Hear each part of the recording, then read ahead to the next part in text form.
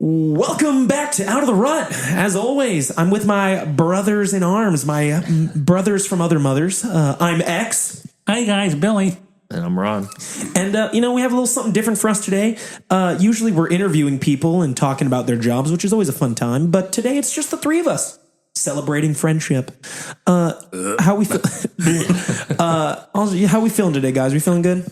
Yeah, feeling pretty good. I can go for a nap, but other than that, yeah. I can go for a little siesta. But we're gonna. So on today's episode, we're doing a different kind of segment. Obviously, since we're not interviewing someone, I call it Rut Reads Reddit, which sounds a lot like a Scooby-Doo phrase. Ruh-oh. But we're going to be reading Reddit stories from the subreddit Deciding to Be Better, which is an area of Reddit that I've never explored, but it's all pretty much people who are looking for advice, who are in ruts, and we're going to give our commentary, maybe give some opinions, see if we agree or disagree with them or the comments and whatever. And, we're going to see if maybe we can help some people with our insight. How does that sound? Sounds dope. Cool. Any questions before we jump into this bad boy, gentlemen? What's 10 plus 9? 19. 21? You stupid. Is it really 10 plus? Oh God, I was like, oh, Jesus, I'm so bad at math. I if you would have said yes, I would have had to have double checked and probably scratched some numbers on the table to try to make that make sense. I'm fucking bad at math. Is that from a skit? Yeah, it's like one of those goofy Vine videos. This R.I.P. older guy asks him, what's 9 plus 10? And he goes, 21. He goes, you stupid. Do you remember one of my favorite Vines from back in the day before we get into these? Do you remember there was this one where it was just this guy who would be getting yelled at for something, and he'd be like, "Big Brody don't pay for shit. I got a bald head." And he'd walk off, and it was just like no one would step up to him because he was big, buff, and bald. And it's true. Why does that sound like the character from our DJ played the black guy, and was it Tropic Thunder? It was that voice and everything. It was just like, "Big Brody don't pay for shit. I got a bald head." And it was like, damn. He was like, he'd be fucking people up. What was it fuck your team. Shit like that, but. Anyway, guys, let's see if we can help some people today. I have just I think it's 5 or 6 Reddit stories we'll go through. Like I said, we'll talk about them. Then I'll read some of what the comments say, and we'll kind of give our hot takes on if we feel like the comments were right or just general commentary, friendship shit. And if we find ourselves in tangents, we're just gonna rock and roll with that. So, we ready? We ready to do this? Yep. Ready. All right. So like I said, these come from the subreddit Deciding to Be Better. Our first one is titled, "Nothing is wrong, but I'm a woman in stasis. There's no single part of my life I love, yet I'm scared to change anything." Let's dive in. All right. So in my 30s, and I've been kind of numb the past few years. I went from having a life I loved to getting a little bored with it to feeling neutral. But now I'm completely miserable. I wake up for work and want to cry at the thought of another day. I have friends in my city, but finding time to get together can be hard. I don't think I like where I live, New York City. I make okay money, but not saving a ton. So if I don't like my life, why can't I change anything about it? Starting off with a banger. Okay, yeah, that was a good one. I'm gonna let you all give me your 2 cents first. Yeah. So I'm thinking this, right? So this is personally something that I feel is when you feel like you're getting complacent or you're in a place where you feel like you're stuck. Yeah. A lot of the times I feel like you run out of the chase, right? So, or the goal setting, right? So for me personally, it's, okay, I set a goal, right? So I want to be here, right? Or I want this job. I want to make this salary. I want to have this physique, right? I want to live here, right? And when you start accomplishing those goals, you feel satisfied about it. Yeah. Right? You feel good. You're like, oh, I just did that. I got to go do the next one and the next one and the next one. And I think the problem is you start getting to the point where you complete all these goals and then you don't set more, right? So yeah, you wanted to live here, but now the goal's met. Yeah, it's the what's next. Yeah, exactly. The what's next, right? So you want to make this salary, you make it. What's next? You move to the beautiful house you want to live into. Okay, now you're settled, you're content, right? So I think it's you work so hard in the grind, right? You're grinding, you're stressing, you're putting so much effort into your life of building the life that you want. So there was a lot going on, right? There was a lot of wheels spinning. there was a lot of excitement, like exhilaration, right? You had this adrenaline to just keep building and building and building because you're making progress. Yeah. But then you get to a point where like I have the house, I have the car, I have the family, I have the job I want, I make the salary I want, I've taken my vacations, I did everything, right? And I feel like you sit at a spot, at a place where you did everything and there's nothing next. Yeah. Right. So I think that's where she's at right now.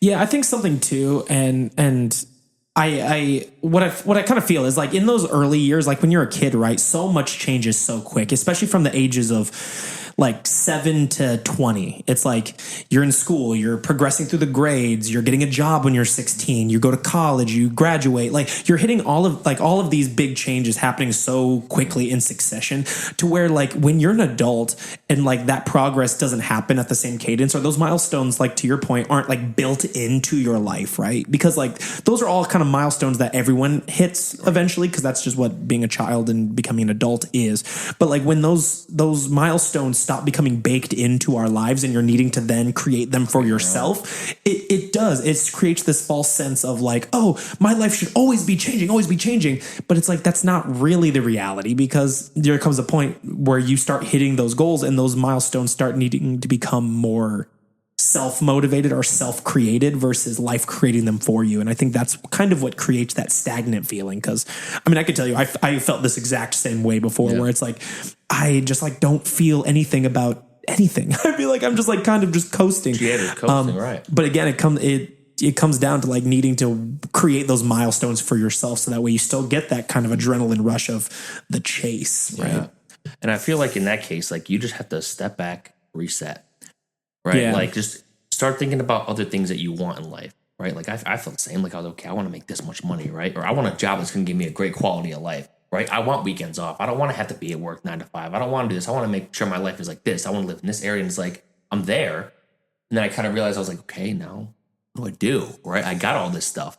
Right. Like, I mean, now I started getting bored. Like how she's feeling. I was bored. Right. And I was starting to get a little stressed and feel like my life was just not going in the direction I wanted it to. So, I mean, it took me a little bit to get out of that rut, right? Because I was stressed. I was like, okay, I'm working, I'm going to the gym, I'm eating healthy, right? I got the new car. I just got this new apartment that I want, like, but now I don't have a direction anymore. Yeah.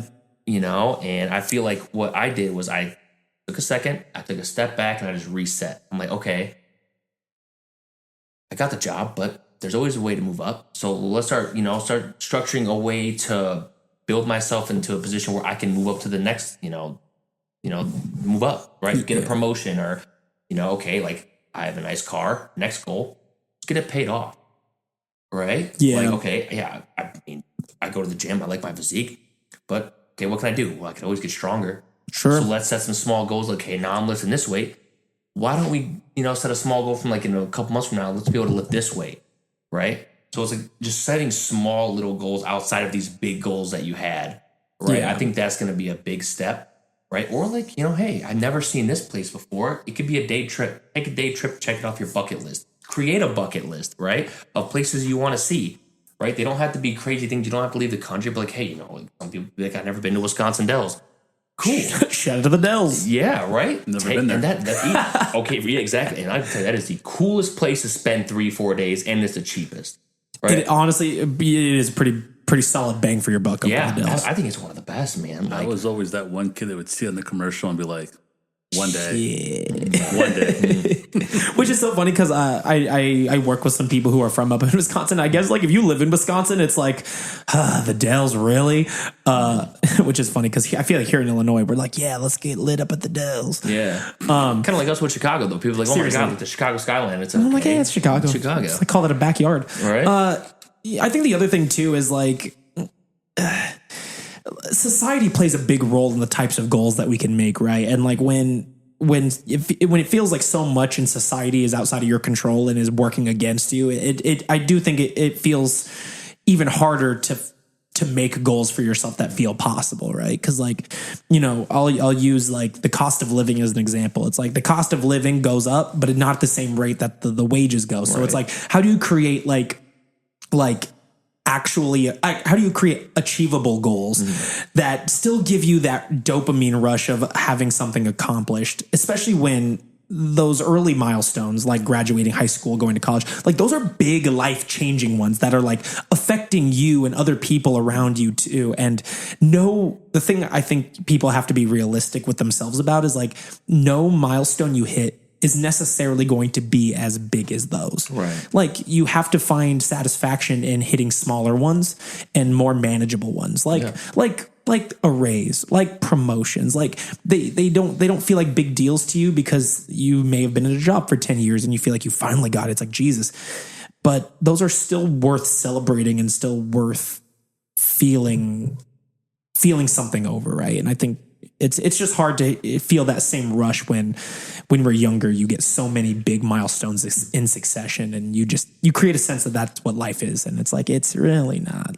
It's really not. Especially once you get past 25, it's like those milestones are going to be few and far. Right. You have to create your own. Yeah, you got to find satisfaction in the day to day a little bit. And it can be small things. Like, I mean, if you're stuck, just read a book, and you can tell yourself, hey, I want to read one book a week. Now, that might not be your goal in life, but I think it'll start building like the idea of I set a goal and I accomplished it.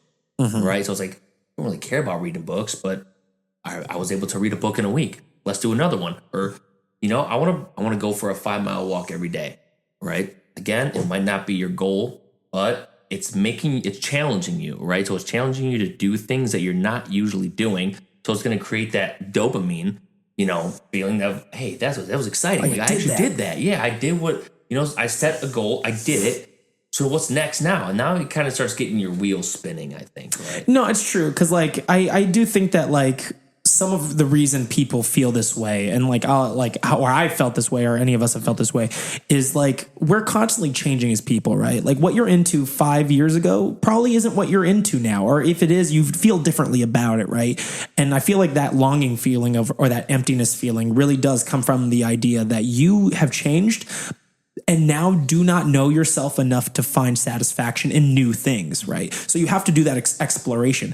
You might not be a reader, but you might find inspiration by reading a book and exploring that side of yourself. And same with anything, right? If your goal is to, hey, I want to get out and hang out with my friends more. It's like you're going to find inspiration from the world around you and continue to learn about yourself to where this feeling of longingness and emptiness eventually will go away and will be filled with other passions and other things. And then you'll probably feel this way again. You'll probably feel this way again in another 10 years. And you have to do that continuous growth and self-discovery. Right. And that's a big reason, why I stuck with dancing. Just getting into it was like, it was different, right? It was challenging. It made me think. It made me use my brain. It made me use just all these parts that I've never used before. So it felt like I was taking a different path in life. It felt like I was working towards something else. Yeah. Instead of just like, okay, going to work, going to the gym, going to this, going to that, right? It was like, okay, I have dance. Or like, hey, I'm getting good at something that I was never good at that I never thought I would even do. Yeah. Right. And then I found myself in doing like, I wouldn't say like competing, but doing these like events, right? Yeah, you're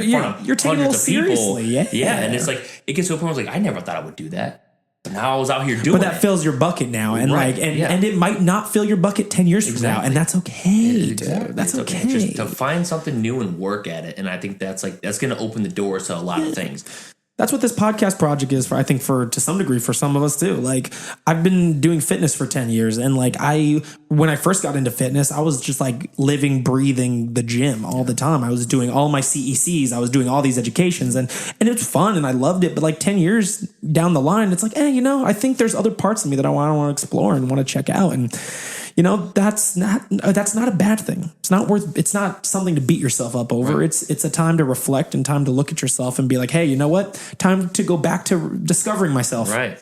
Time for a change. Let's figure out, who I am really. And we get lost in it. Because it's busy, man. It's like we have to work, we have to make money, we have to pay our bills, and we're so focused on the agenda. I want to call it an agenda because life seems like it gave us an agenda to live by. Straight up. That we lose, I think, the idea of what we're supposed to be enjoying with life, so we kind of fall behind and we're like, okay, I work, I do this, but like, I'm not really happy. I'm not enjoying my life. I'm not going out with my friends. I'm not seeing my friends. I don't see my family enough. Like that could be a goal yourself. Go see if you have nieces and nephews, go see them. I do it. It feels great. Like it's not the biggest thing in the world, but like when I get to see my nieces and nephews, it's awesome. It's a dope time. Yeah. I was going to say to kind of top on what you guys were saying, hobbies. like things that you did growing up, whether if it was like for me, baseball, like I love baseball with a passion. So I can sit there at any ball game, pay attention, sit there like the old man with the scorecard and fill it out and have a blast. Yeah. Right. And like how I've mentioned in the past, like doing model kits, like something I did as a kid, I randomly thought about it. I was like, hey, do they even still make these anymore? Found out that they still do. And I'll sit there for 2-3 hours putting together, putting the little details on and just like not realizing that time has flown by. Yeah. And it's kind of like now that I'm doing it more often, I make it a weekend thing where I go out and buy some new kits, put them together, Yeah. and then put them on the shelf and like, hey, like now I have a little collection going and it's something I enjoy. And that's the other thing too, is like if you're feeling this emptiness and this longing, like ask yourself like, hey, what was I doing before that didn't make me feel this way? And like maybe you rediscover an old hobby, right? It's not always about maybe you're changing and you're finding something new. Maybe you stopped doing something and you're like, you know what? I really want to get back into doing that. Like in your case with model projects, you know what I mean? Like you did it when you were a kid, you probably didn't do it for a long time. And then you just popped in your head and it's like, you know what? That's the void I was missing, or at least that's part of the void that I was missing before, you know? I'm like that with, I was an actor for a long time, a musical theater actor, dancer. And, I have no desire to get back into that, but like this sort of stuff is sort of kind of in that same vein as that. And it's like, this kind of fills the void for me, it checks that box. It makes me feel like my old self a little bit, Yeah. I mean, I even did that with Call of Duty, man. Like, me and my buddy, like, we got together one day, and he's like, and he was telling me, he's like, man, like, I just feel like my life is work, And I was like, well, let's do something different. He's like, like, he was talking about how he loved gaming, and I was like, dude, I used to be dope at Call of Duty. The COD King. Yeah, like those days where you would sit up at like 3-4 in the morning with the boys and just running through it. Whether if you're losing or winning, you're just doing it. It doesn't matter. You're just having a good time. And I think some of that is the stigma too. Like I don't know about you guys, but I remember growing up, it was like that idea of like, oh, if all you do is play video games all day with your friends, like you're a fucking loser and stuff like that. And it's like, the older I get, the more I realize I don't really fucking care. I don't fucking care. True. Like it makes me happy, and it's how people in our age and our time really do connect, because it's hard to get out and do stuff, especially when everything is so expensive. Right.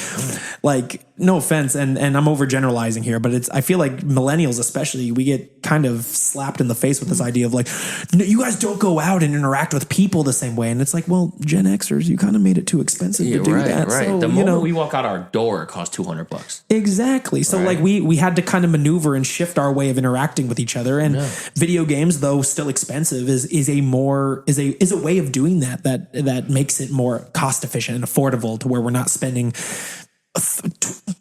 $15 on a fucking drink anymore. Like for one drink. First off, I just went to Starbucks and got a fucking cold brew. Yeah. How much? That shit? $8. Yeah, I know. $8. And then they filled it halfway, which I was, left it alone.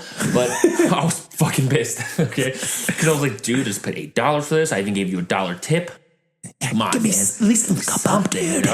But yeah, like, oh, dude, just $8 for a cup of coffee now. Whereas, like, I can drop $60 on a game. Yes, expensive, but at least I'm going to get my money's worth out of it, dude. The thing with that is you can do it from the comfort of your home. You don't even have to be out at a place. Now, don't get me wrong. Buck ass naked.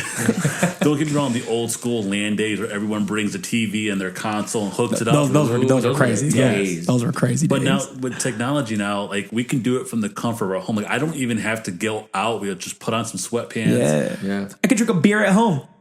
Exactly. Sit there with the boys online and just game in your own comfort of your home, right? And still talk with them, still like interact with them. Exactly. Yeah. It's crazy, man. But anyway, I think that's the thing, it's like people just, when you're an adult, they expect you to you always have to do adult shit. It's like, if you're taking care of your bills and you're taking care of your shit, you're paying your bills, whatever, your rent, your mortgage, your car payment, if you're good, you can do whatever you want. Enjoy yourself. As long as you're doing what needs to be done. Yeah. I'm not a menace to society, and I'm getting all my shit taken care of. Maybe the rest isn't any of your business. We don't need to be stressing out over every little thing. As long as you're doing what needs to be done. Like you said, your bills, your rent, your car note, your groceries. As long as shit is taken care of. Yeah. What you do on your own time, fuck what everyone thinks. It's your personal shit. Absolutely. Yeah, man. If it makes you feel good, like we all have to go to work. Like, why not enjoy ourselves while we're not at work? Yeah. Like, sorry, Karen, I don't want to be stressed out to the kids screaming at me and driving in a minivan while everyone's screaming and yelling about a juice box. That's your life, and that's cool. If But that's it what ain't you mine. like, yeah. I'm trying to drive a Skyline. Like, I'm not driving no fucking minivan. Yeah, like, I'm just trying to drive a vehicle that moves. Okay, like shit. On a quick funny side note, the actor who plays Han in Fast and Furious, loves minivans. Dude, I mean, hey, they're functional. They're functional. I forget what. You know, a minivan saved my life, so I'm not even gonna hate on minivans. I am curious about that. Minivan saved your life. Yeah, a long time ago. Oh shit, man! I was probably like 16, 17, maybe. Got into a crazy accident. Crashed into, I don't even know what it was, a building, whatever. My buddy was driving. Some shit happened, and he hit his head. His foot hit the pedal. Took us right through. Damn. The only reason we survived because they said how like I guess it was like a Saturn van or some shit. Yeah. But dude, if it wasn't a minivan, we would have all been crushed. It was nuts. Shout out to minivans. Like my brother had his rib just sliced open right here, couldn't fucking breathe. Yo, that's wild. One of my other buddies broke every bone from here to like down here to around. It was fucked up. Yeah, dude, that's wild. You know what? I mean, I lost my shoes. I was looking about that. That's how when you get your shit knocked out and your shoes go flying. That's how you know it's bad. Yeah, dude, they were brand new, man. Brand new shoes, brand new socks. Were they double knotted or were they just? No, I don't tie my shoes. I just slide the legs. That's the problem. You got to tie them bad boys on. Dumb, I think though. I think it looks clean when they're not tied. Just like tucked in. And they're Jordans too. Like back then, I was wearing Jordans. Sure. So like, you have to look sleek. In the defense I guess the defense of the accident, I feel like you were asking for your shoes to get kicked off, though, a little bit by not tying them. I guess you're right. Anyways, minivans, man. Anyway, for this woman who's caught in stasis, rediscover yourself. It is okay. You're going to be all right. We believe in you. Find some hobbies. Maybe if you don't like New York, maybe relocate. Maybe find a new place. That is definitely something that's really hard too. The older you get is like, once you start establishing roots for yourself, like in a career or whatever, like if you eventually grow out of the place where you're living, it is so freaking hard to get out of that. Right. I want to know if she'll ask the same question when she's in her 60s.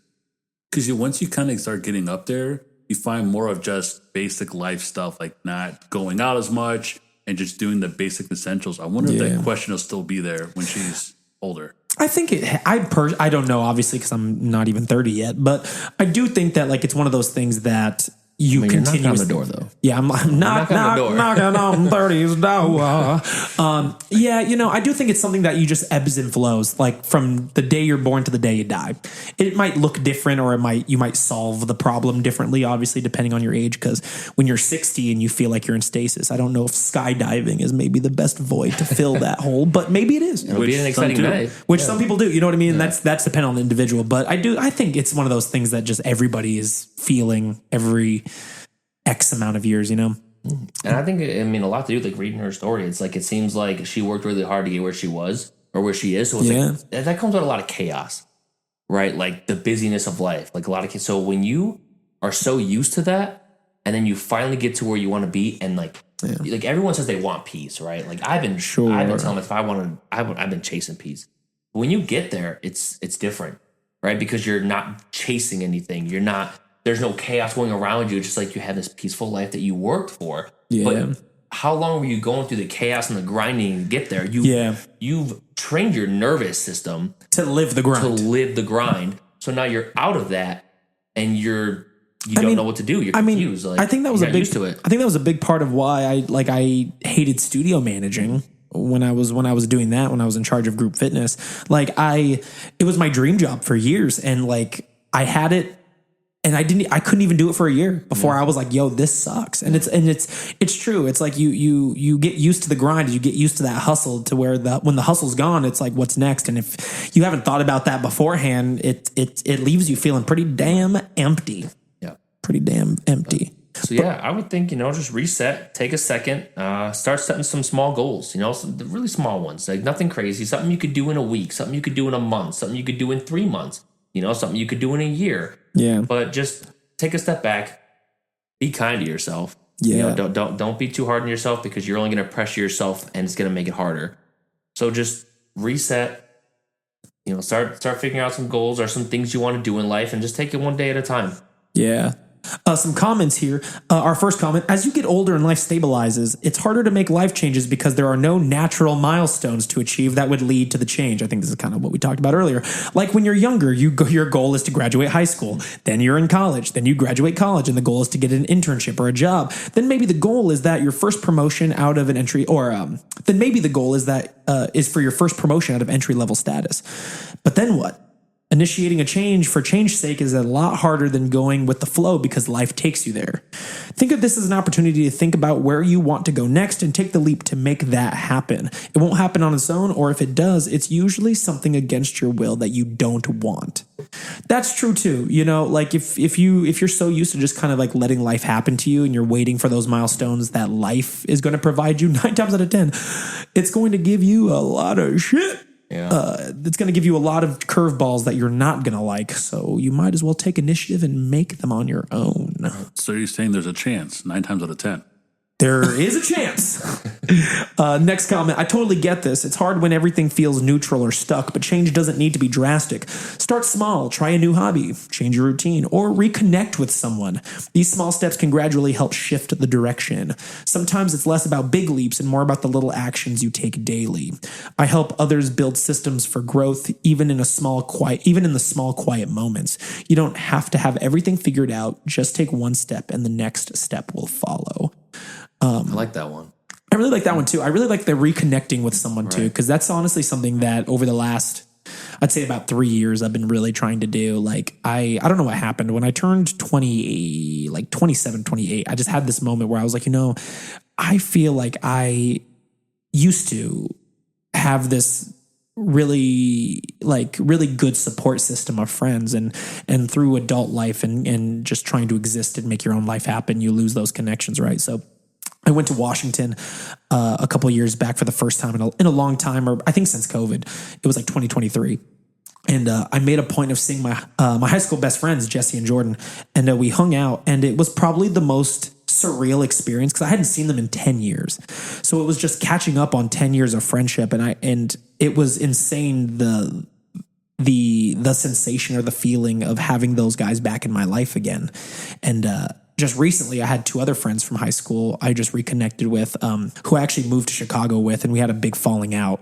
But they messaged me like a couple weeks ago out of the blue and was like, hey, I'm so sorry for how things ended. I hope everything's going good. It's been 10 years. And we FaceTimed, and it was the most surreal experience, to be able to reconnect with someone who I thought I would never speak to again, and to be able to rekindle those relationships. Like, it is weird that those relationships kind of pull us out of that, or put us in that mind frame of like what we liked before, kind of revisiting old interests, things like that. But anyway.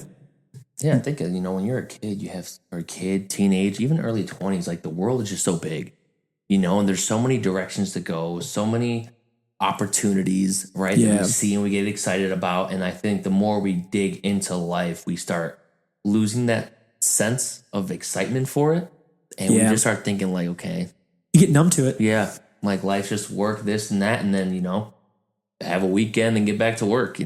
So I think like you just have to find yourself. You have to find things you're passionate about, things that you love to do. Billy, that was a good thing. I love that. Go find what you love doing when you were a kid. Yeah, because that could reopen a lot of things. That could just take a lot of stress off you for even just a second, right? You feel good. You feel like you're in the moment, and it's hard for us to live in the moment. We have so much to worry about. It's like those feelings of like when you experience something for the first time. It's like you get to like revisit those feelings again, and once you have those feelings, it's hard to recreate them. And I think we're all familiar with reaction videos on YouTube. People like watching something for the first time and reacting to it. Yeah. I think those types of videos are so popular because it's cool to watch someone experience something that you have already experienced for the first time, because you remember what that feeling was like of when you saw it for the first time, and that excitement or that emotional connection that you have to it. And to watch someone go through that in a video setting, I think is why those types of videos are so popular. And it's hard to recreate that feeling for yourself once you've already experienced it once. But it's possible. You just got to keep exposing yourself to new things and new experiences. This next one I'm pretty excited about. I think it's going to be one that we see a lot of, especially over the next handful of years. And I didn't send this one to you guys on purpose. The title reads, I was raised as an iPad kid. Now I'm an adult and struggling. That is... Want me to read it again? No, iPad kids are adults now? iPad kids are adults now. iPad kids are adults. 19, 20, 21. Those are the iPad kids. Wow, yeah. Because if you think about it, I'm almost 30. I was born in 95. That means these kids were born in 2005 to 2010. Yeah. Or no, not that old, or not that young, but like from 2002 to 2010. Yeah. I keep forgetting how old I am compared to you guys. God yeah, damn. yeah, I know. iPad kids are now adults now. So I was really excited. I'm excited to read this one. I actually did not read this one because I wanted to experience it live with you guys. It reads, my parents, specifically my mother, have always been lazy about actually parenting. Me and my little sister were coddled and had everything handed to us. Whatever, just to shut us up, I guess. I was given an iPad so I wouldn't be a bother. Now I'm 19 and have bad social skills and can't function like most adults. I've always been way behind all of my peers. I feel so immature all the time. I can't explain my thoughts correctly and often say the wrong things. Due to this, I have been ruining my friendships and relationship with others. I have lost most of my friends since they've all went to college while I stayed in my hometown working a sucky part-time job. Since my friends are so academic and smart, I feel like I can't have a proper conversation with them anymore. I feel like I still haven't grown up since 2020. I still don't have a plan figured out for myself yet. I have no personality, no passions. I have interests like drawing, gaming, or listening to music, I guess, but it seems like I have no direction. My dopamine receptors are so fried at this point. I'm an empty husk of a human. I love that phrase, husk of a human. I feel so bland and one-dimensional. I've had episodes where I make horrible decisions just to have some sort of control over myself, which leads to me being even more out of control. For example, jumping into a relationship, spending heinous amounts of money on useless things, or doing risky things like crossing the street extra slow or doing drugs and drinking. I'm not sure where to start with improving myself. I need to take things into my own hands and hold myself accountable. I know. I want to get better and get smarter. I want to grow up. I'm tired of being behind everyone and feeling like a runt. Please, someone help me be an adult. There is so many ways to attack this. Yeah. This is a lot. And I'll let you guys start with this because I know I'm a rambler. The only thing I can think of right off the top of my head, I don't know if you guys ever follow the entrepreneur Gary Vee. No. Gary Vee. Yeah. Yep. So there was a thing he said where he goes, just go out there and do everything. Every single day, do something different. And that kind of will help you determine what you like and what you don't like. Anything from just going to a bar and just casually talking to someone to trying to jump on a plane, on the next plane to the next closest city. Yeah. And just figuring something out. Yeah, like challenge your brain to like go outside of its comfort zone. Yeah, like you're going to have to go out of your comfort zone and figure it out. Like step out there, make that mistake because that's the only way you're going to know how to learn. Yeah, right. And I think you just got to attack things hard. You know, like if your social skills are bad, it's going to be embarrassing. You have to put yourself in social positions. When you're walking down the street, just say hi to somebody. Like that's all you got to do. Make it a small battle. Like you said, go say hi and then ask, how are you doing? Yeah. And then just compliment them on one thing. Exactly, right? Hey, I like your shoes. Or like, hey, that's a nice jacket. And know that like in your mind, or like know that like in reality, like they might think it's weird or you might feel weird, but no, you're never going to see that person again anyway. So like you're just getting the practice of putting yourself in uncomfortable situations because that's really what life is. And I do think that is what being an iPad kid shields you from almost to a fault. Right. I mean, because you had no experience with life. Right. Yeah, you weren't out there like hanging out with your friends, building social skills, riding your bike, getting in fights with your friends. You know what I mean? Like that's part of growing up is having disagreements. And if you're that kid or if you grew up with just an iPad solving all your problems, like you missed out on a lot of those fundamental experiences that shape us as humans and especially if you weren't in sports, right? Because sports, I think, is like a big thing for young kids. Yeah, that relationship. When you build that kind of relationship with your friends, right? Now it becomes more of like a bond. Like hey, that's like when you were in football too. Like your teammates, like that was your family, right there. Like I remember that. I was like nobody fucked them, right? Because we were so tight, right? So when you're spending your life on an iPad, you don't get those experiences. You don't get to do you have that? So it's like it's hard to balance, the friendships, and then kind of yourself. Yeah. And like for what I'll say too is like, obviously I don't know if this person will ever listen to this or know that we talked about their Reddit story, but like I have a very mixed opinion about parents who do this, because my first idea is like, I empathize with parents that solve problems this way, because 9 times out of 10, like when we were growing up, like, I don't know what your guys' like parental situation was, but like for the most part, because my dad was in the military, like my mom was generally a stay-at-home mom. She worked like a part-time job when I got into like junior high or late elementary school, but for the most part, she was pretty available, and that was something that was possible, in when we were growing up. And the further we get away from that being the norm, the harder that gets, because now you kind of need to have 2 full-time working parents. Right. And that does become, it becomes very challenging. And I think that's where the iPad as the problem solver becomes the thing. It's like, I've worked 40 hours a week on top of my partner, and now I don't have the mental capacity or the strength to now parent a child. Right. And so it's easier just to hand them an iPad, because when you come home, shit's still got to get done. You got to cook, clean, laundry, whatever. Exactly. There's still shit that got to get done. Hey, so take this iPad and let me get shit done. So I empathize with parents on that front, where it's like parents are spread more thin now than I think when we were kids. And that is exhausting, because I don't have kids and I'm struggling and exhausted all the time. The other end of the other side of the coin that I do feel is like, I do feel like parents who rely exclusively on the iPad to parent your child, I do think it is kind of a form of neglect though, as a parent. Absolutely. And that's where I kind of struggle, because neglect is such a scary word to use as a parent, because there's a lot of stigma and there's a lot of repercussions that come with neglecting your child. But it kind of is. It is kind of a form of neglect, not being a parent to your child.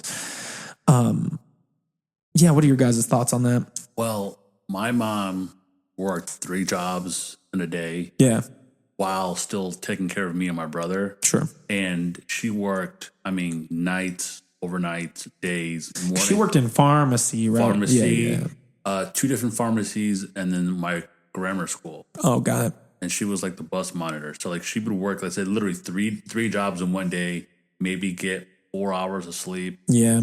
On a good day, while still doing everyday things. So like even on her days off, it was like, we're going to go outside. We're going to do something. Like if I have to sit here and watch you play, then I'll watch you play. But I'm involved. But you're going to be outside. Like we never had an option to stay in the house. Yeah. It was like the only time you're coming in the house is if either you're going to bed or have to use the washroom. Sure. But like other than that, you're outside the rest of the time. Go ahead. No. And then just like, we don't want you coming back in the house. Like go outside. Because that was the way I was. Like we don't. Of course, iPads weren't a thing, but they didn't want to create that. Well, you're in the house all day watching TV. No, you're going to go outside, and we did. Everything from riding bikes around the block, racing down the alley on your bike to see who's the fastest. Yeah, and cops and robbers. Oh my god, dude! Like tag one, tag all. Right. And if you got a chance to go to the park, lava, which when you were reading this story, that was the first thing I thought of is how did this person not experience lava? Right? Yeah. A monkey on the ground, man. Everything. It just, and like I get it. Life is hard. But when I see that my mom can do all 3 jobs and still be a parent and still give us that, not saying the younger generation is weaker, but when I see that she can do it, I feel like anyone could do it. Yeah, I think, and this there's a lot of layers to this one, and I think we can go down, honestly, probably talk for an hour just about this one Reddit story too, because I think also the thing that I don't think is true, but I think is often pushed out into media is that the world now is more dangerous than it was before, and I personally subscribe to the idea that I don't really believe that. I don't believe the world is more dangerous. I believe that how we collect data on danger is more robust and more sophisticated to now we just have more data on this stuff to where if we have more data and we're projecting that out into the ether, right, for whoever will read it, it's easy to take that information and then place it onto the world in front of you and be like, oh my God, the world is more dangerous. And it's like, it's not, we just have more data. We've been collecting it longer. We have more accurate information about what is happening in the world. And that is the perception, is that it's more dangerous. And I think that's why that's why parents struggle with their kids playing outside by themselves or staying out as late as we used to stay out playing outside, because it's like they think the world is more dangerous, and it's like it's not. It's the same amount of dangerous. We just didn't know better. Right. You know, we didn't have that information. Parenting. I think parenting is in today's age is hard. It's a challenge for sure. You're maneuvering a lot of information. So I would say, like, be a little bit kind to your mom. They start off with saying, like, my parents, specifically my mother, has always been lazy about actually parenting. You know, be a little bit kind to your mom. I mean, I don't know your exact situation, but like being a parent is definitely a multi-layered responsibility that isn't so much like, oh, this is how you do it versus this is how you don't do it. One thing I will say is that your parent should be your parent and not your friend. Agreed. And that's a hard line to walk. That is, because especially if you have young parents. Because it's like you want to be cool with your kids. I get that. But at the end of the day, like you are the parent. You know what's right. Yeah. Teach them. Period. That was the way it was for me. Like my mom and my dad, like, you're going to be respectful. And if I find out that you're going to be rude, you're going to get smacked up across the back of your head. I get that back. And there was a little quick story here. Growing up, when we would go to the store, I always thought this was Walmart. I think my mom said it was Sam's Club. Anyway, we're at the store. She was like, when we go in, you're not going to get any toys. I don't care what you say. We're not buying toys. We're not buying candy. We're going to get some shit and get out of here. Get there, I start crying in the store, and my mom's just like, shut up, we're not getting it, to the point where she got to her breaking point in the parking lot where I cried and she just went up and smacked me. And then I was like, what the hell? And another guy, some random guy goes, you can't hit your kid. Watch me. She does it again. Boom! To the point that I'm getting hit because this dude can't shut his mouth. You're like, shut up, man. Like, I'm not crying now. I'm just like, bro. At this point, you're not mad at your mom. You're mad at the dude for talking. You're like, shut up, dude. Shut up, dude. You're getting me hit. And then she was like, he goes, I'm going to call DCFS. Watch me. Does it again. And to the point, I'm getting hit like 6 times in this parking lot. You're getting smacked. To the point where I was just like, and so, you know, when they tell me these stories growing up, I was just like, I'm glad I grew up in the 90s. Yeah. I'm glad I didn't grow up as an iPad kid, because I know someone, I don't think they'll be listening to this, but in the off chance that they do, their child can't talk. It's very hard. Like when I walk by them and I say, hey, how's it going? They don't say anything. Their social skills are horrible. So I see this on literally a daily basis. It's pretty crazy. I had my first run-in with it, with the iPad generation being adults, was when I was a hiring manager. When I was a hospitality manager, you'd get interviews with people, and like, you know, something that I don't think is ever going to go away is the need to be able to talk on the phone. It's become less and less prevalent in the workplace, but I do think it's something that's just always going to be around, right? Is the ability to talk on the phone. And I remember I would do interviews and I'd be like, okay, cool. How's your phone etiquette? And they'd be like, you mean texting? And I'd be like, no, like, are you talking on the phone, like etiquette, blah, blah, blah. And like, I would literally get people who would interview who would say, I've never talked on the phone before. And they're like 19, 20. They're like, we've never made a phone call before. We've never. And I'm like, what? Like, how have you existed 20 years and never made a phone call? But like, again, if you were born in 2005 or later, like by the time you were 5 or by the time you were 10, texting was the norm. Yeah. You know, like that was kind of my first, like, whoa, holy shit, I'm old, experience there. Back when text messages cost 10 cents. Yeah. Bring those days back. To weekends. Yeah. Bring those days back. Don't understand. Don't call me till after 9 when it's free. Right. But hell yeah. I've seen this video on social media where this kid wanted to order a pizza. And I don't know if it was his sister or his cousin or a mom or some aunt, whatever, but they drew out a talking tree. Like, when you call, say this. If they say this, you say that. And I was just like, I took a step back and I was like, there's no fucking way this is for real. Yeah.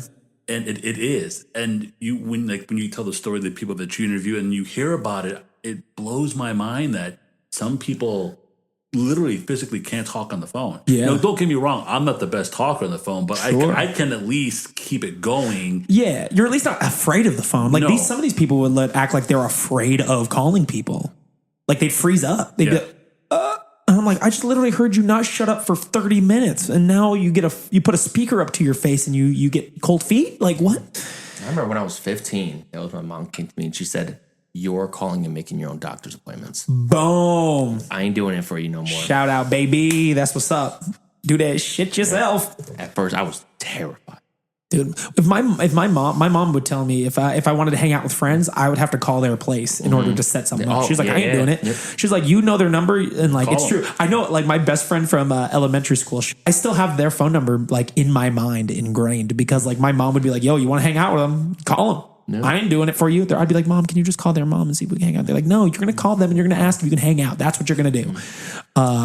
And it was the best thing. You remember when, if your friends wanted to sleep over and they're like, can you ask your mom if I could stay? I can't ask her because she'll say no. But if you ask her, she'll say yeah. Oh, man. Oh, I love that. Miss those days. Every time. Always worked. Always worked. If I ask her, she'll say no. But if you say it, she won't say no. She'll say yeah. Yeah. She can say no to me, but she can't say no to you. You're cute. She thinks I'm ugly. What I'll also say too, in terms of this specific Reddit story, like they mentioned like, oh yeah, I've jumped into relationships. I've, spent heinous amounts of money on useless things and have done drugs and drinking, which means they might be going out and doing stuff. Do yourself, I personally, what I would do is like, if those are situations that you find yourself in order to like get any sort of social interaction, I want you to think of it a little bit differently. Instead of going out to bars or going out whatever, like join a club. Like join a social activity that you have every week standing that doesn't involve drinking. It doesn't involve whatever, but involves being around people. Like join a kickball league. Like I was auditioned Go dance, audition for a play. Like if you like watching YouTube videos or like that type of content, like you can. It's all just acting. Like you should try doing a play. It forces you to hang out with people outside of a setting where drugs and alcohol are involved. And pick up a healthy hobby. Yeah. Like the gym. I know it's one of the hardest things in the world to start, but if you start doing that, that is going to force discipline on you. That is going to force you to want to create these healthy habits, right? So you're gonna work out. You're like, I don't want to get drunk because I got to wake up early and work out tomorrow.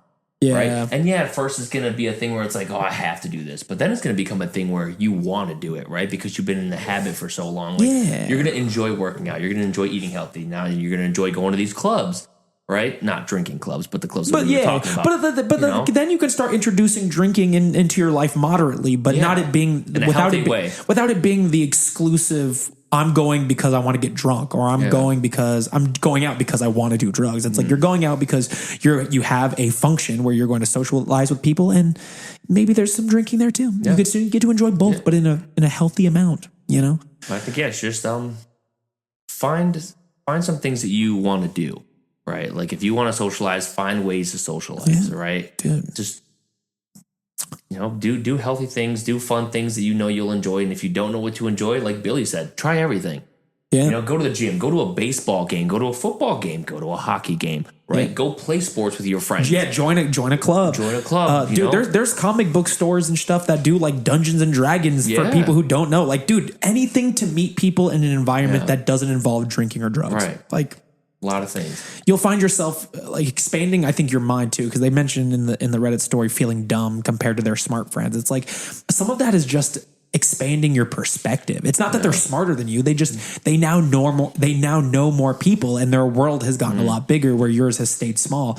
Expand your world, and that doesn't mean moving to a new city. It doesn't mean living across the country. Sometimes it just means doing a hobby outside of what you're normally doing and just getting an outside perspective on life. You know what? Make that hobby expensive. Like when you go to the gym, you're going to spend a lot of money on food, supplements, the gym. So it's like you're not going to have the money to want to go out and drink and do those things. Dude. Like getting the cars, right? Cars are expensive. Sure. But guess what? You start putting shit together, you're going to love doing it, but all your money's going to go to that. You're not going to want to spend money on the bars and getting drunk. Exactly. Like what I used to do when I was younger, when I felt like I was like stuck, even though I wasn't, I would just like in this, I need to do some exciting thing, is I would go and test drive like fast cars, right? I was like, oh man, I want to drive a Lancer Evo, right? Or I want to drive, like an Eclipse GSX, right? Yeah. Like I would something you're like never gonna own, but you're like, fuck it, let's ride. Dude, I watched all the Fast and the Furious movies. It was a thrill to me. So when I felt like I was like, it's a Saturday, I don't have anything to do. let's call a dealership and see if this car's in stock. Dude, you probably pissed off so many car salesmen, absolutely. but you know what? Hey, screw it. Yeah, but it was a good time. And guess what? It was a cool way to spend a Saturday. Yeah, dude, Right? I bet. Feeling like a baller. Yeah, just shifting gears, man. Like I would rip that shit on the highway. But I would be gone for a while too. And I'd come back and I'd be like, all right, you know what? Let me go get my pay stubs. We'll talk about this. I never show up again. No. Next week I go to a different dealership. Just I was rinse a and menace, repeat dude. somewhere else, dude. Yeah, I was a menace. I loved it. They got a photo of you in the back wall. Like, don't let this guy call. Yeah, you see this guy pull up, don't even give him the time. Some comments here, though, says our first one says, it takes a lot of self-awareness to write this. You're not broken, just starting from a place that didn't give you the tools. But you're here now. Take responsibility, and that matters. Start small. One habit, one step at a time. Your interests are real, so follow them. You don't need your whole life figured out at 19. You're not behind. You're just beginning. Keep showing up for yourself. That is how you grow. 100% agree. 100%. You're only 19. You're not dumb. You just have a very limited worldview because of your experience, and it's not too late to expand that. That's where I really think knowledge comes from, like real knowledge, real worldly knowledge. Next comment says, things will get better, my friend. My advice would be to enroll in community college to start knocking out general education requirements. I kind of feel like that's the same vein as like joining a club or doing a function that forces you to socialize. And it's not crazy expensive. Community colleges are affordable. You can learn something. Yeah, meet people. There's some really busy. affordable community colleges out there for sure. Hopefully you can talk to a counselor to help point you in the direction for a school transfer. You can also do a bit of research into jobs you might be able to perform that pay well. You'll never be perfect, and neither will anyone else, so don't worry about it. Just taking steps forward and don't stop. You'll find yourself in a much better position with more confidence in a few years. It's true. It's true. You feel this way now, but keep making those steps. You're going to find out 5-10 years down the line. You're going to find that this point of your life was only the beginning of hell. Hell only gets worse. No, just kidding. Getting older. You know what? When you get to where you want to be, you'll be very humble about it, and you'll appreciate everything that you get. Because you came from not getting anything. Nothing was given to you. In that way, you learn life on your own, and I think that's the most exciting way to go about it, right? Like, because for me, I didn't have a great father figure to teach me how to be a man. Sure. I don't know who the fuck I was in my 20s. I'm like, I don't know what to do. Like I had no role models, right? I didn't have anybody to go to. If I didn't know something, I just had to figure it out, right? So I grew up, I was a pretty angry kid, man. I didn't know anything. I didn't know what to do with life. Yeah. But then when I was like, and obviously not everyone needs to go to the gym, but that was just my thing. Sure. Right? I was like, I want to do something that's going to separate me from everything that everyone else was doing. So I started going to the gym. Yeah, it fucking sucked. I hated it. I was like, I gotta lift these weights. I'm tired. It feels like heavy. a chore. It does. It felt like a chore. And then I started realizing, like, okay, I'm getting comfortable doing something that nobody does, right? So I started doing that, and then I started expanding it a little bit. Like, hey, you know what? Maybe I could do this, or maybe I would enjoy reading a book and to learn a little bit. Because I honestly, I didn't grow up smart. I was pretty fucking dumb. Nah, I definitely do not consider myself I didn't know anything. Book smart by any means. The only thing I was good at was math. For some reason, that was just like in my brain. I loved figuring out math problems in school, so that was the one good thing. But I wasn't a smart kid. Yeah, right? I felt pretty dumb. Like it was, and I just wanted to not be dumb because I felt like that having conversation with people, I'd go back and forth, and they would use a word, and I wouldn't know what the fuck it was. Yeah, I'd be like, okay, now I'm at a standstill because I don't even know how to respond to the words you just used to me.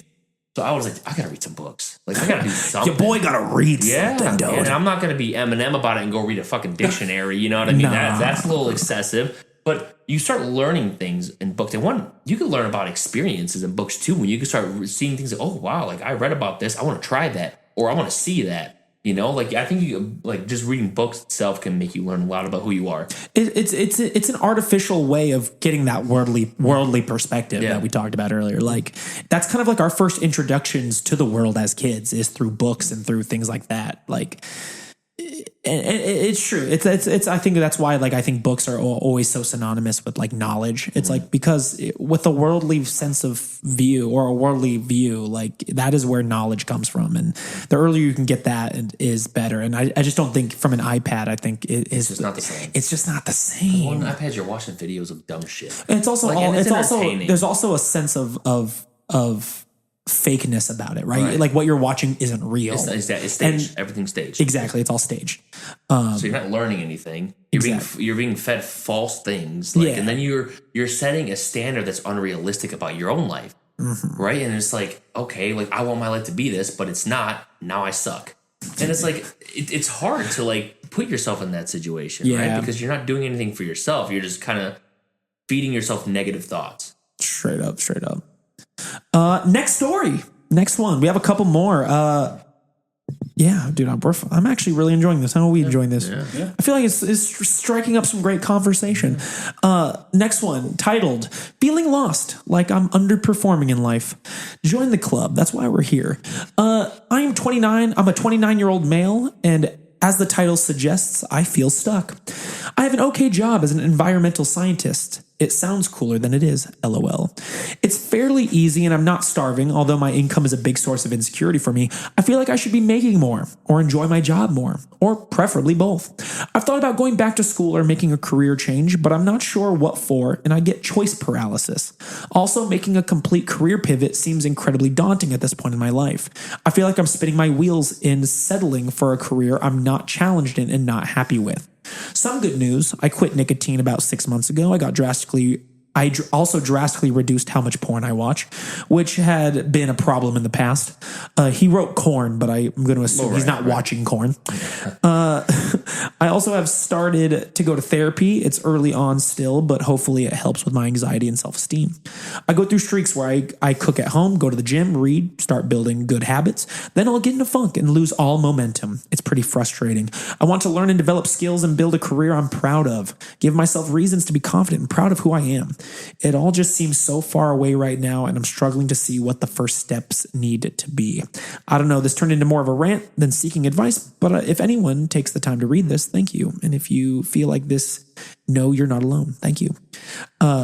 You are definitely not alone. Definitely not alone. Yeah, 20 a lot of us as a 29-year-old who's starting a podcast with his friends. Dude, get it, dude. Yeah, get it. We're all there. We've all been there. But you got to take that feeling and what I'll say is like if being an environmental scientist isn't fueling or isn't filling that void or filling that bucket, dude, it's not too late. Get out of it. Change gears. Like it's daunting. Yeah. Like as someone who's also felt trapped in a job before, that's like, hey, should I really be looking to separate from financial stability? I'm telling you, financial stability is only going to get you so far. Right. And if you're already feeling this way about it, even with the financial stability, you need to make the choice now than waiting 10 years from now to decide that you really hated the last 10 years and then it's really too late. Yeah. Not that I think it's too late then either, but it starts to get more challenging the older you get on top of it, you know? Right, yeah. I heard a thing where someone said, if you get on the wrong bus, you get off at the first stop. Because the longer you're on that bus, right, the longer the walk is home. Exactly. At the bar. That wasn't me. I heard it. And not from personal experience, but I heard it. It was a cool thing to hear, you know, because it's right. You know, like if you're not going the direction you want to go, stop as soon as you can. Stop now. Right. Especially like I still consider 29, you're still pretty early on in that bus ride, baby. Hop off. Yeah. And that thing's like, you're not like people think like you have to have kids, own a house, be married, all by the age of like 25, 26. Hell no. You're still a child at that age. Dude, use the little baby. Yeah, yeah. I mean, like we're all of us are in our 30s. You're 29, so you're 30, okay? We're rounding up at this point. Yeah. I'm less than 6 months away. None of us are where we thought we would be at this age. None of us are. Not even kind of. Not even close. So you have the time. Yeah. Right? If you feel like you're somewhere where you don't want to be, start making those small changes now, right? I mean, it sounds like you already did. You started going to the gym. You started making healthy habits, right? You started changing some things because you realized, right? Yeah. Obviously, they say knowledge is power. You knew, right? 50% of the battle, knowing. You have the answers. You had to do something different, right? And you already took steps in the other direction of doing something different. So now when it comes to your career, that's what you can focus on now. You know, if what you're doing is not something that's satisfying you or making you feel good or like accomplished, then start thinking about things that will.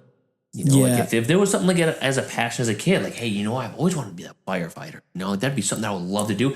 If that's something that would make you feel like you're alive, then start doing it.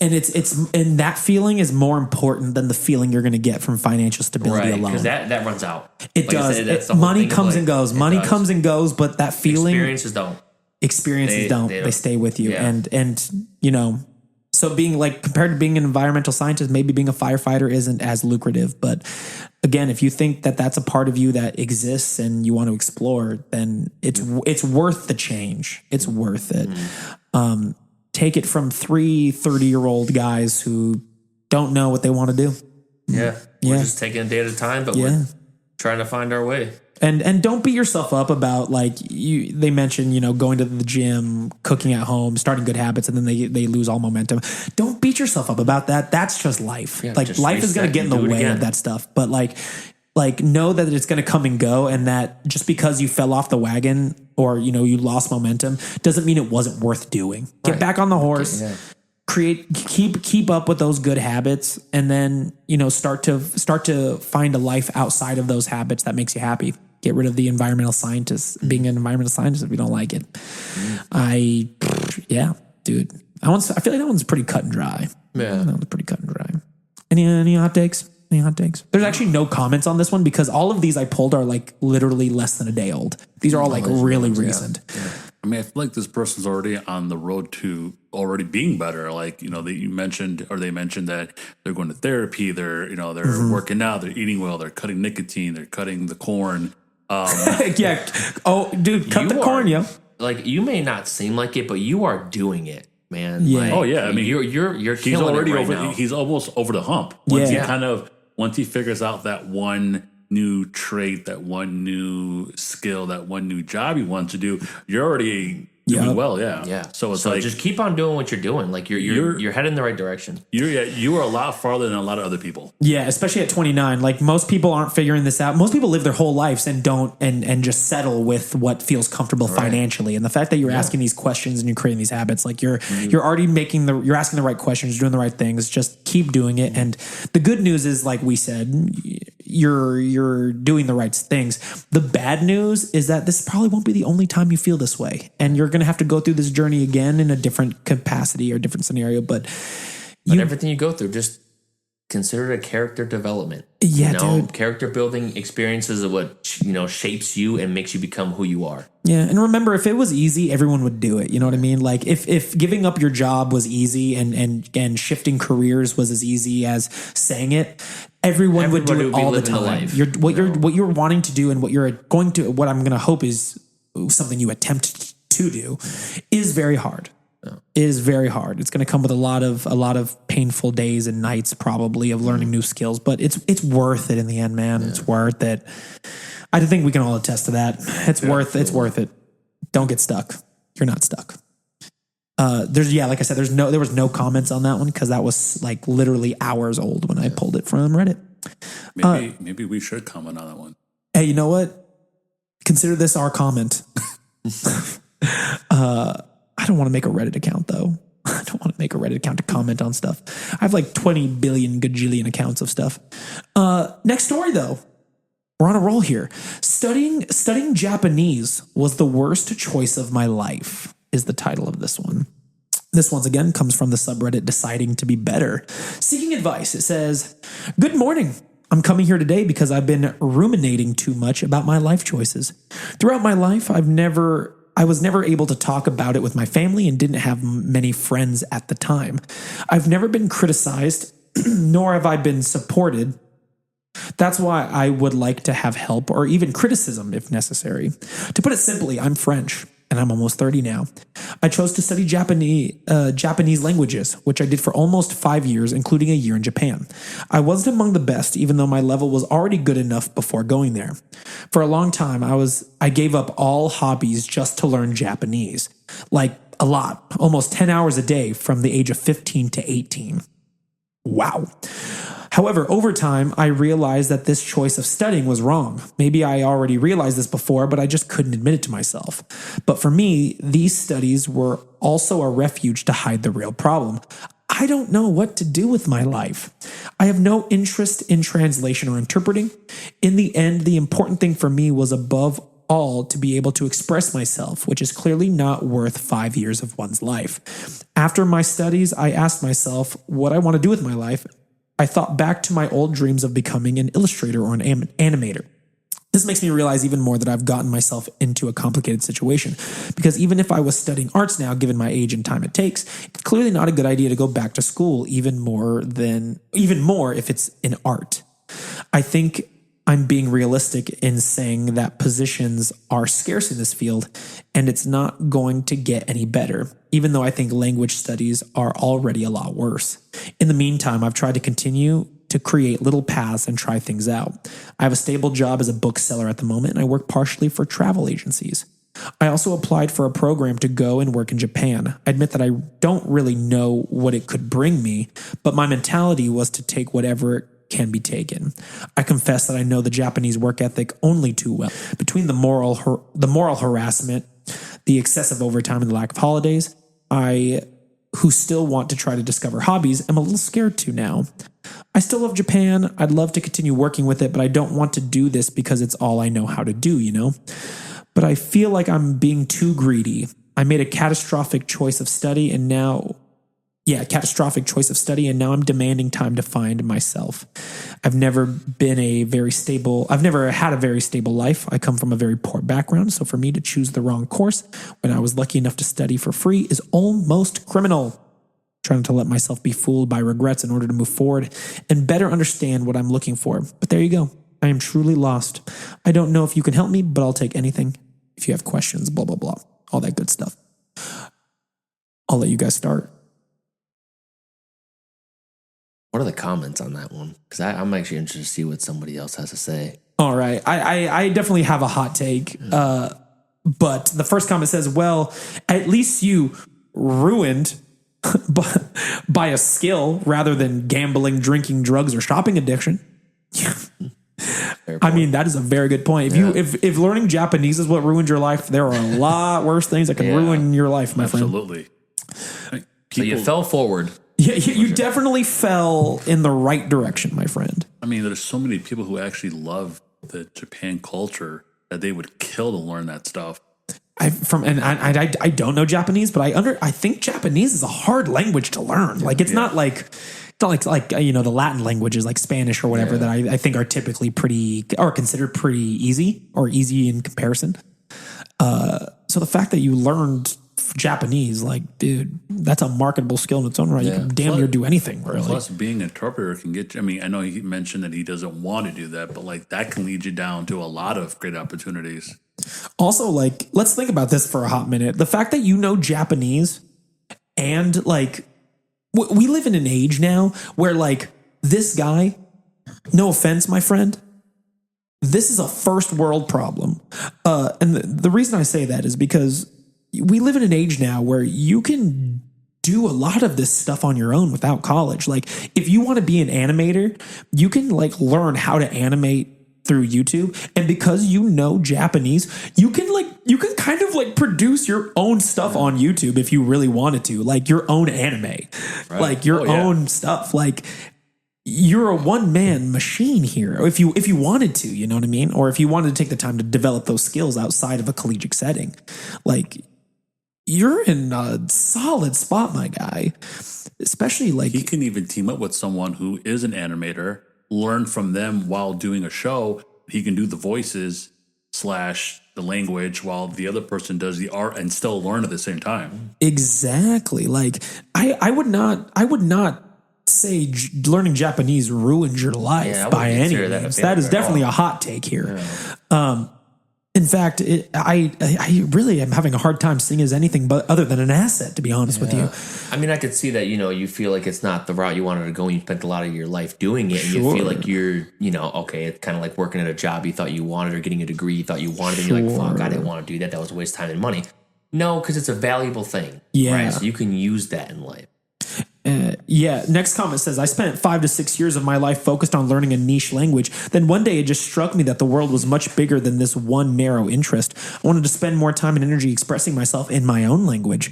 I wanted to spend my mental time and energy on learning a much wider variety of things. I wanted to work in a field that helped people and supported me, not just sacrifice for the sake of keeping a language alive.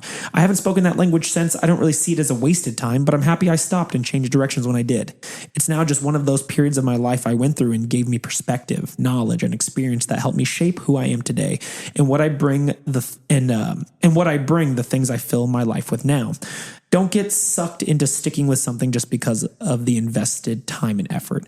See, and like I personally don't even really think that comment is super relevant, to be honest with you, because you know the language. Like you might not be like the best speaker in the world, but I could think of like a million industries that would hire you just on that skill alone, my friend. Yeah. Like I also know that there are a million jobs that will turn people down because they can only speak one language. Like being bilingual is probably one of the biggest assets in the workspace you can have.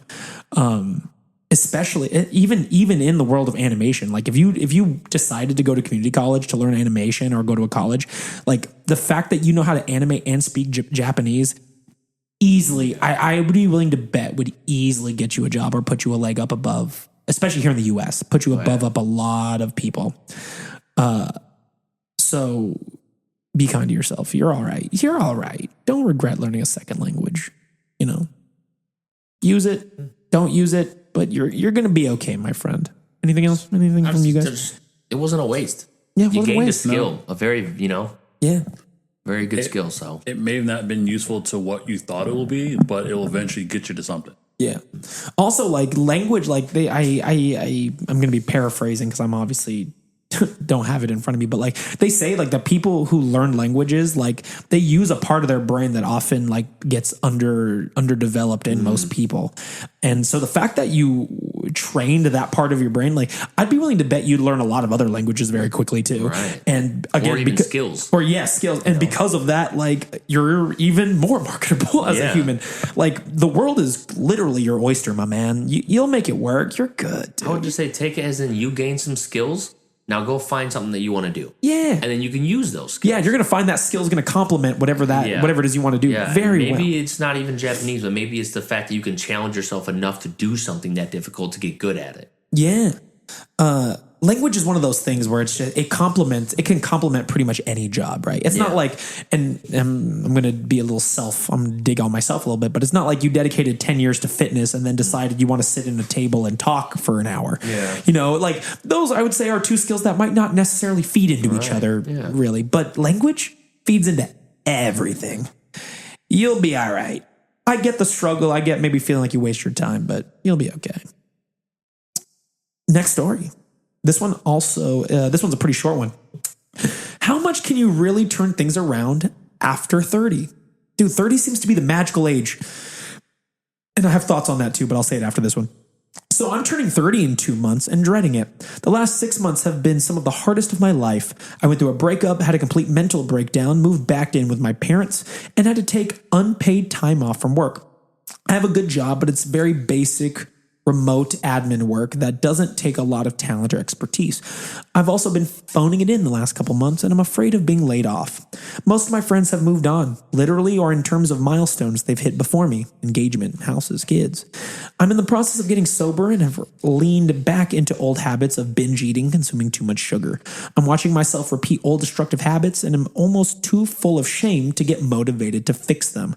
Literally, as I was typing this, my mom popped into my room and asked me why I drank a soda that was in the fridge and if I was going to pick up my meds.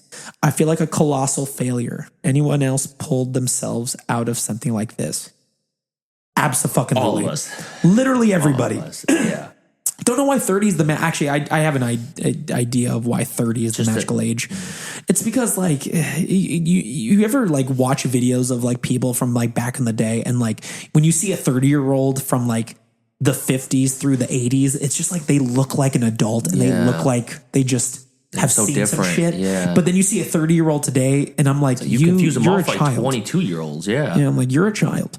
And I think I think cigarettes. I think Cigarettes, smoking drinking, culture, drugs, all that stuff. Yeah. and just like general responsibility of being in that Sedentary time. lifestyles, it was just medicine's work and- improved since yeah, then. Like so much has right. changed, but like I do think because of that, like when we look at people in their 30s from back in the day, and we think of how self-reliant they were and how much functioning they were compared to ourselves, I think that's kind of what makes 30 that time or that age, right?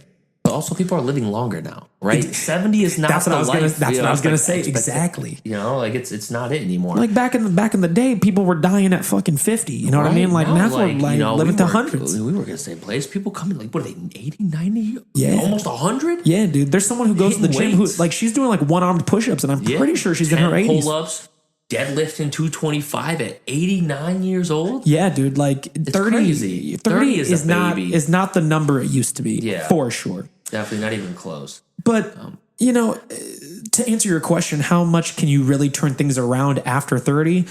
I have to believe it's possible, because if I don't, what's the point of living? One, like if you just submit or subscribe to the idea that, you know, if I can't turn things around at 30, dude, you have another 50 years worth of living you got to do. You're telling me you can't turn it around in 50 years? You're not even halfway there. You're not even halfway there. When I was 30, right?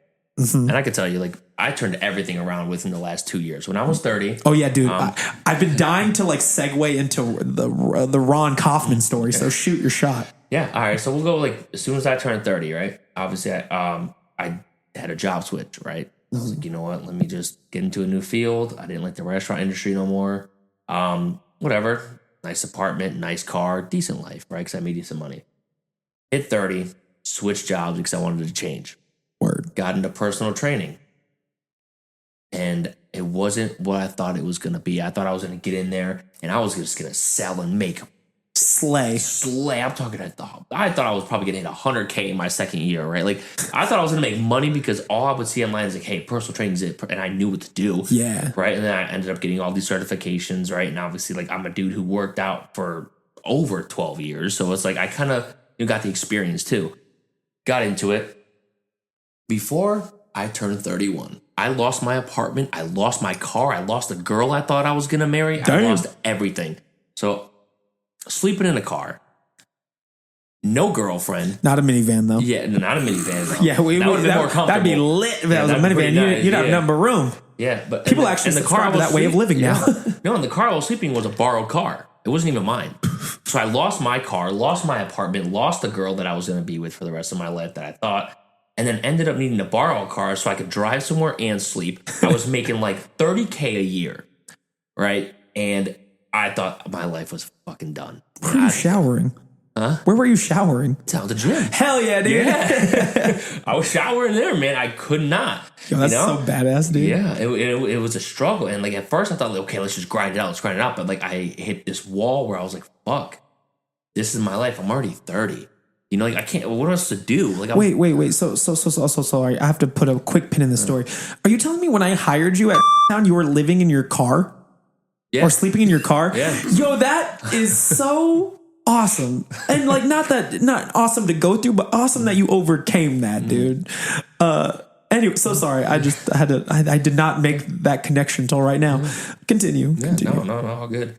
But yeah, so I thought that, you know, I was 30. I was homeless. I had nothing going on. I was making fucking less money than a kid coming out of college, you know, like at 22, you know? So I was like, I thought I was completely fucked up. My life was ruined. I thought like there was nothing I could do. Right. But there was like one thing that I kind of thought back on, like even when I was younger, like when I felt like I was getting in these positions, just go back to grind. Right? Don't give a fuck about what's around you. Don't focus on relationships. Don't focus on friendships. You can love family. Don't focus on them. All you got to focus on is what the fuck you're going to do. Yeah. Right. So survival mode. And you know, like in my early years, like I lived through that. Right. That's all it was. My life was survival mode. I was never a point in my life where I sat back and got comfy. Right? Yeah. You couldn't just put your feet up and enjoy the fruit of your loins or whatever the phrase is. I don't know if the fruit of the loins is. We're going to keep that in because keep that in. That sounded cool. You were confident when you said it. Yeah. So we're going to keep it. We're going to lock in fruit of the loins. Yeah, fruit of the loins. Yeah. So there was like the only thing I knew. Right. So when I got to that point, I hit this wall of depression. I was like, my fucking life sucks. I have nothing. I'm 30 years old and there's nothing going for me. you can't turn like away from this. You can't make your way back, right? It's just I'm gonna live poor the rest of my fucking life. Yeah. Right. But I sat in that for a little bit. Right. I dwelled in it and I just could not get out of it for a little bit. But then there was something in me that thought like I have to do something different. Right. Like things that I want to do. I want to be happy. I want to feel at peace. I want to have the career I want. I want to find the girl that I want to spend the rest of my life with. Word. I was like, I can't be in this position while finding the girl I want to be, because no girl deserves a guy who does not have his shit together or is in this position. Right. I need to focus on doing that. Yeah. So I was like, I need to go back to what I know. Let's fucking grind. Right. So I just spent countless hours just fucking grinding, dude. And it sucked for a long time. It sucked, dude. And I was just working from 6 a.m. to 10 p.m. fucking 5-6 days a week. I was working 2 jobs. I was working at I was doing 6 to whatever hours that, so I was doing COD shifts. I was doing front desk shifts. After that I was doing I was still personal training, right? So I was trying to do all that. And then on the weekends I was working at Portillo's, right? So it was like I was just like, fuck it. I can't make excuses for myself anymore. I have to fucking do it. Yeah. Right. So I think you have to put yourself in that mindset where you just have to fucking do it. Put all the noise, put all the noise aside. Just give yourself fucking blinders, right? Just like a narrow vision and just fucking go at it, right?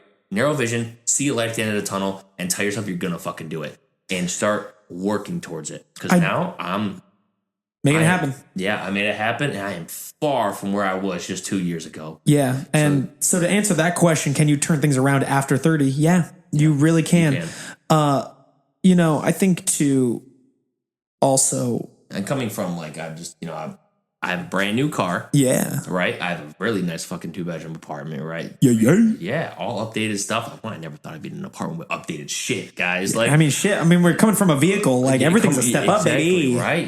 So it's great. I have the job. I have a good paying job, right? I have a great car. I have a good apartment, and now I have people in my life who matter. So I think from coming where I was 2 years ago, even 2 years and a half ago, to now, and all of that was after 30. All of that was after 30, right? It feels like a lifetime of shit that happened. It does, because I don't feel like it was only 2 years. I feel like this shit took about 5 years. This 2 years went by in 5, right? It was rough, but it happened. And it can't happen for anybody if you just tell yourself you need to do it. Yeah, and I do think to live today in our society, to get ahead, you have to be a little bit selfish. And being selfish doesn't mean, fuck everybody or screwing people over. It just means that, hey, you know what? Focus on yourself. You can't be the person you need to be for other people until you're the person you need to be for yourself. Yeah. And that means that you need to be able to look at yourself and look at the people around you and be like, hey, this is what needs to happen. And I need to focus on me, and that needs to be okay. And if they're really your friends or really the people you care about, they're going to understand that. Yeah. Because it is that is what I think it takes to be successful. But in today's society is dedicating that time to being just a little bit selfish and giving yourself what you need first before you can help. It's like on an airplane when they say the thing falls down and you have to put your own mask on first before you put on someone else's. Right. You got to put on your own mask first, my man. Turn your life around, even after 30. Turn it around, and then you're going to find that those friends that have moved on are probably going to come back into your life like nothing changed, because or you just meet better ones, or you meet better people. Right, I don't connect with anybody that I knew in high school or grammar school or elementary. I don't even I've had one friend that I think I knew from maybe 15 years ago. Yeah, but I don't really talk to them anymore. All my people in my life are more recent, but you know what? They're better kind of people because I set a standard of people that I'm going to accept in my life. Yeah, and I think when you do that, you put yourself in a position where you're around better people, so it elevates yourself. Yeah. Right? You start seeing things differently. You start wanting to do different things. You start putting yourself in better environments and start building other habits that are going to, help you create the life that you want. Instead of just feeling stuck and being stuck in situations where my friends are going to smoke and drink and go to the club and do this. Then you feel obligated to do that shit because this is what everyone else is doing. Yeah. Right? But if you're with people who are focused on bettering their health, making money, buying properties or shit like that, you're going to start learning some shit you never thought you would know. Yeah. Right. So I think you just need to surround yourself with better people, take it a day at a time, and just find a direction you want to go and work make it fucking happen. hard. It'll suck. It'll suck for 2 years, but man, I promise you'll make it out of the other end good. And honestly, maybe for you, maybe it'll be even faster too. Maybe it won't be 2 years. Maybe it'll just be one. Maybe it just needs to be one thing that changes that turns all this around. Right. But it's definitely possible 30 is a child still anymore.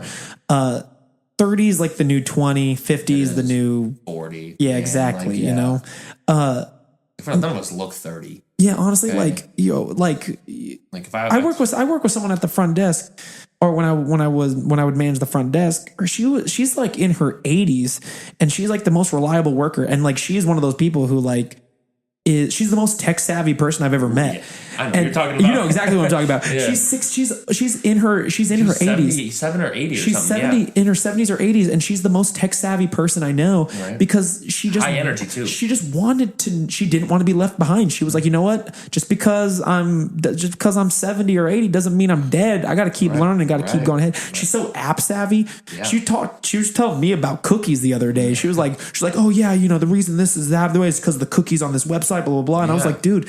And the way she pulls stuff up, she was showing me some stuff. I was like, how did you learn how to do that? And so all that to say, it's never too late. It's never too late.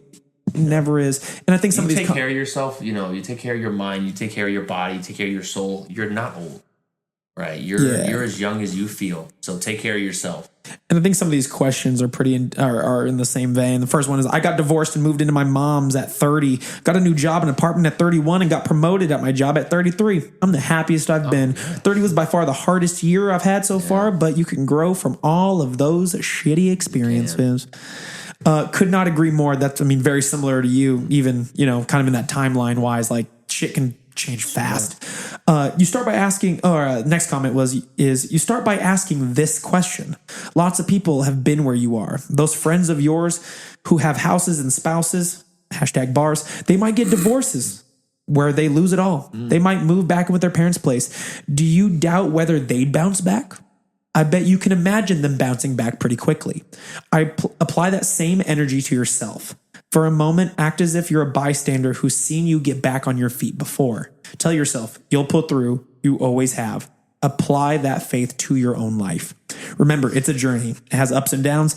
You're just down right now, but you can get back up. This too shall pass. It's true. Like, we're so forgiving of other people's shortcomings, and like, you know what? They can bounce back. They'll be okay. They've always have. It's like, you've done the same thing, like, and I'm horrible at that too, but it's so true. It just feels world ending in the moment.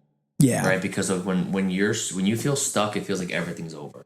Right. But all you got to do, it's probably not even a wall, right? It's not even like, it could be a wall, but it's like, all you gotta do is walk around here, and there's the edge, and you get around. Yep. Right? But when you first see it, all you see is something in front of you that has no doors, no windows, and you can't climb it. Right? So I just feel you gotta find a way around it. You just got to. Yeah. Or work through it. You gotta work through it. You know, take the fucking axe and just chip away at it, man. Because eventually you're gonna make it through. Hop in that minivan and just crash gas through pedal to the fucker. floor, dude. Gas pedal to the floor, dude. Yeah, it'll hurt. I'm telling you, but you're gonna come out the other side being happy you did it. Heck yeah. That was our final Reddit story. How did we like this, gentlemen? It's actually pretty fun. Yeah. Honestly, I had a good time with it. You know, maybe we'll do this again. If you, listener, have your own story or your own bit of questions or whatever you want to send our way, send us an email at outoftherut@yahoo.com. We'll read it on air, and we'll do just like we did with the Reddit stories. Or we'll just keep perusing Reddit and finding some good shit from there. Any parting words, gentlemen? No. Just keep working hard, guys. Yeah, dude. If you're in a rut, know that you'll get out of it. Yeah. We're here for you. We'll be here next time with Out of the Rut. I'm X. Billy. And I'm Ron. Y'all have a great night. Stay lit. Never quit.